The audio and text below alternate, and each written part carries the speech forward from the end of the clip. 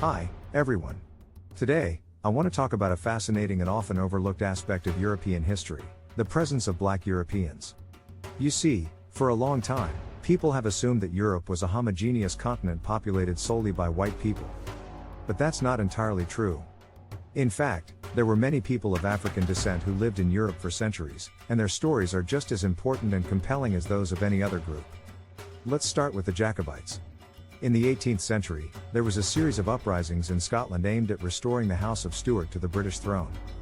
Many of the Jacobites were defeated and captured by the British, who then sent them to America as indentured servants or prisoners. One of the ships that carried these men was called the Jane, and it left from the port of Liverpool in 1747.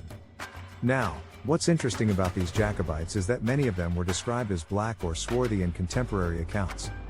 For example, a list of 150 Jacobite prisoners taken by the French in 1747 includes several men with these descriptions, such as James Neilson, a 26-year-old laborer from Aberdeen, and Jonathan Robertson, a 19-year-old from Inverness. Another man, Daniel Ross, was described as having sandy hair and a swarthy complexion. This raises some important questions. Why were these men described as black or swarthy? Where did they come from? And why don't we learn about them in our history classes? Well, the answer to the first question is that we don't know for sure.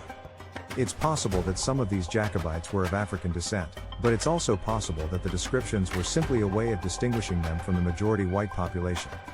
What we do know is that these men came from all over Scotland, from Aberdeen to Inverness to Ross.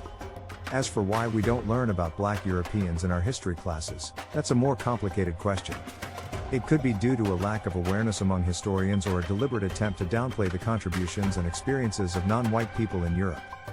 But the fact remains that Black Europeans existed and had a significant impact on the continent's history.